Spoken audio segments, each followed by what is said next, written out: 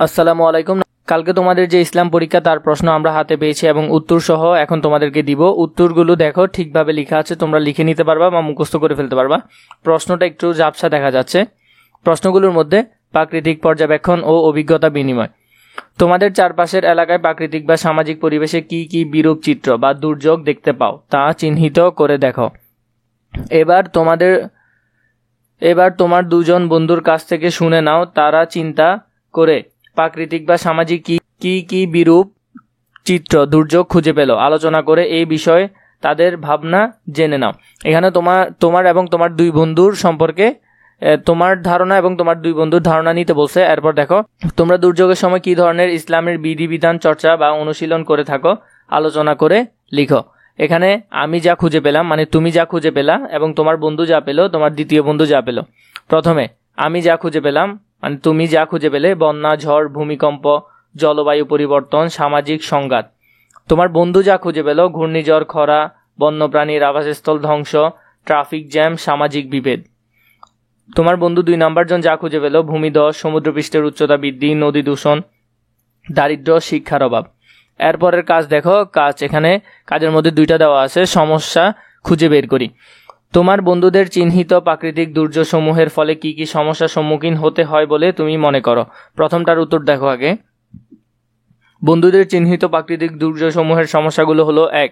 বন্যা, বাড়িঘর ধ্বংস, ফসল নষ্ট হওয়া, পানিবাহিত রোগ, প্রাদুর্ভাব, অবকাঠামোগত ক্ষতি। 2 নাম্বার দেখো, ঝড়, বাড়িঘর ও সম্পত্তি ক্ষতিগ্রস্ত, বিদ্যুৎ ও যোগাযোগ ব্যবস্থার ব্যাঘাত। 3. মানুষের প্রাণহীন, কৃষিতে ক্ষেত্রে ব্যাপক ক্ষতি। 3 নম্বরের মধ্যে দেওয়া আছে ভূমিকম্প, অবকাঠামো ধ্বংস, প্রাণহানি, পানি ও খাদ্যের সংকট, মানসিক আঘাত। 4 নম্বরে দেওয়া আছে খরা, পানির সংকট, কৃষি উৎপাদন কমে যাওয়া, খাদ্য সংকট, মানুষ ও পানির অভাব। 5 নম্বরে রয়েছে ঘূর্ণিঝড়, উপকূলীয় এলাকায় ব্যাপক ক্ষতি, জলোচ্ছ্বাস ও প্লাবন, জীবিকা ও সম্পত্তি হারানো, স্বাস্থ্য সমস্যা। এরপরে দেখো 2 নম্বর প্রশ্ন যেটি ছিল, এইসব প্রাকৃতিক ও সামাজিক দুর্যোগ থেকে তুমি ইসলামের দৃষ্টিতে কি শিক্ষা খুঁজে পাও তা উল্লেখ করো। এখানের মধ্যে 2 নম্বরের উত্তরটি আমরা দিলাম। প্রতিটি দুর্যোগ থেকে ইসলামের দৃষ্টিতে আমরা কিছু মূল্যবান শিক্ষা গ্রহণ করতে পারি। 1. ধৈর্য বা সবর, দুর্যোগের সময় ধৈর্য ধারণ করা এবং আল্লাহর প্রতি পূর্ণ আস্থা রাখা।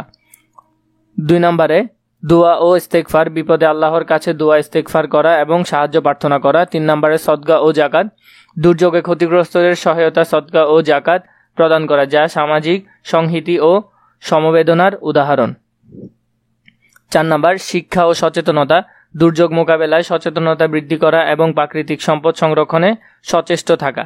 5 নম্বরে পারস্পরিক সহায়তা, একে অপরের প্রতি সহানুভূতি ও সহযোগিতার মনোভাব রাখা এবং দুর্যোগের সময় পরস্পরের পাশে দাঁড়ানো। এরপরে যেটি দিছে দেখো, 4 জন বন্ধুর সাথে আলোচনা করে দুর্যোগপূর্ণ বিভিন্ন পরিস্থিতি মোকাবেলায় ইসলামের বিধিবিধান অনুযায়ী আমরা আমাদের করণীয় কি তা ছকে লিখে উপস্থাপন করো। ইসলামের বিধিবিধান, আমার বা আমাদের করণীয়, চর্চা, অনুশীলন, কৌশল। এবার দেখো ইসলামের বিধিবিধান, আমার বা আমার করণীয়, চর্চা, অনুশীলন, কৌশল। প্রথমে সবর করতে হবে, আমাদের ধৈর্য ধারণ করতে হবে, বন্যা পূর্বাভাস পেলে প্রস্তুতি নেওয়া। এরপরে সদকা, ক্ষতিগ্রস্তদের সাহায্য করা, বন্যার্তদের আশ্রয় ও খাদ্য সরবরাহ করা। আল্লাহর কাছে দোয়া প্রার্থনা করা, দোয়া ও প্রার্থনা সভা আয়োজন। ইস্তেগফার করা, আল্লাহর উপর ভরসা রাখা, নিরাপদ স্থানে যাওয়া, পরিকল্পনা করা। 4 কাজ দেখো, মানুষ ও প্রাকৃতিক কল্যাণ, আমাদের করণীয়গুলোর আলোকে নিম্নোক্ত ছক অনুযায়ী কিভাবে কল্যাণ হতে পারে তা বিশ্লেষণ করো। নমুনা ছক, ব্যক্তি জীবনে কল্যাণ, অভিমতগুলোকে শ্রেণীকরণ, ধর্মীয় জীবনের কল্যাণ, সৃষ্টি জগতের কল্যাণ। এরপর ব্যক্তি জীবনের কল্যাণ সমূহ, ধর্মীয় জীবনের কল্যাণ, সৃষ্টি জগতের কল্যাণগুলো নিচে দেওয়া হলো দেখো।